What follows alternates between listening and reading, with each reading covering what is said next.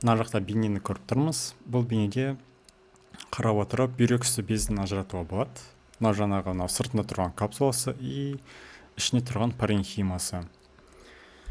Одан кейін бұл препаратты ажырату үшін не істеу керек?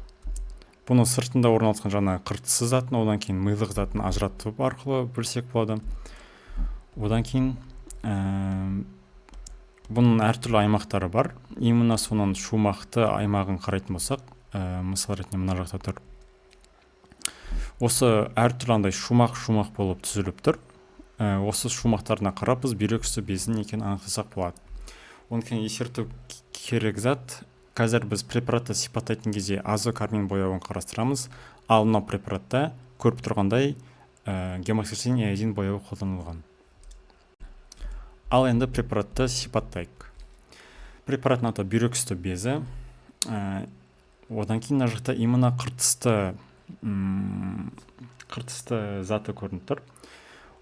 И бояуы азокармин. Енді мынау сыртынан бастап сипаттайық. Ең бірінші, бұл бізде білеміз, бүйрек үсті безі ол паренхиматозды мүше, яғни оның капсуласын және де паренхимасында стромасын ажырататын боламыз. Енді мынау капсуласына қарайтын болсақ, бұл бізде тығыз талшықты қаптаспаған даникартиннен тұрады. Яғни бұл жақта әртүрлі коллаген талшықтары болады. Одан кейін фиброцисттер, фибробласттар орналасатын болады. Одан кейін мынақта көріп тұрмыз, капсуладан паренхимасына қарай мынандай перделер тараған трабекулалар. Одан кейін мына жақта ешқандай цифрамен берілмеген, бірақтан капсуладан кейін бұл жақта бізде субкапсулалы аймақ болады. Бұл өте аз бөлігін алып жатыр, сол үшін бұны микроскоппен былай ажырата алмаймыз. Бірақтан субкапсулалы зонаның қызметін айтатын болсақ, бұл жақта әртүрлі камбиалды жасушалар орналасады, яғни регенерацияға қатысады.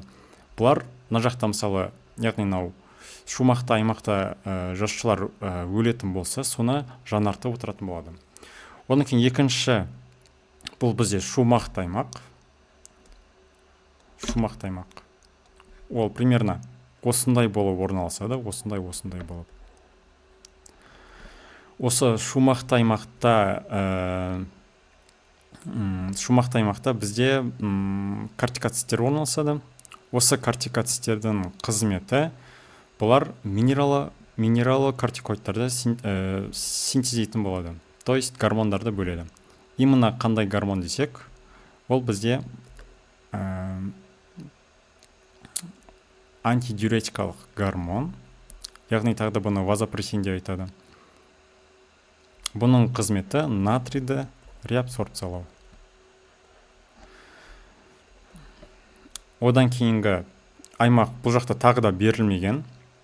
Бұл жақта одан кейінгі аймақ ол аталады сузанофобты аймақ деп. Ол жақта да бізде регенерацияға қатысатын жасушалар болса да, яғни кортикоцисттер. Одан кейін үшінші, нақты әртүрлі бұндай шоғырлар көріп тұрмыз.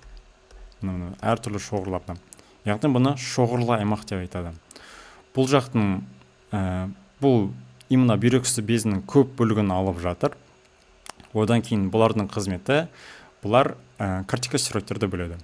Яғни гидрокортизол, кортизол гормондарын, глюкостероидтерді. Одан кейінгі аймақ, ол бізде қыртысты аймақтағы торлы аймақ деп аталады. Бұл жақта кортикоциттер тор болып түзіледі. Мына жақтандай шоғырлар болса, ал бұл жақтандай тор болып орналасатын болады. Ал бұлардың қызметіне тоқталатын болсақ, енді осы торлы аймақтың қызметі ол бізде жыныс гормондарын синтездеу болып табылады. Одан кейінгі осы торлы аймақтан кейін бізде әрі қарай бүйрек үсті безінің милық заты орналасады. Енді осы милық заты туралы айтатын болсақ, бұл жақта бізде хромофеноцисттер орналасады. Хромофеноцисттер деп аталуының себебі, бұлар хром тұзымен жақсы боялатын болып табылады. Енді осы хромофеноцисттердің біз екі түрін ажыратамыз. Біріншісі ол А жасушалары, одан кейін екіншісі На жасушалары.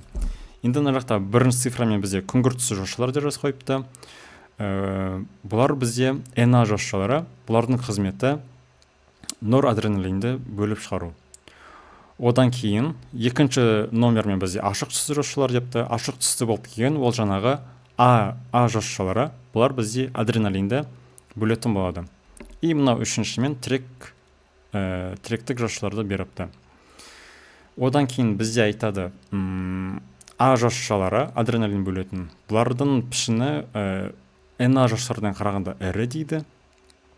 Ал NA жошылары олар А жошыларына қарағанда ұсақтау болып келген болады.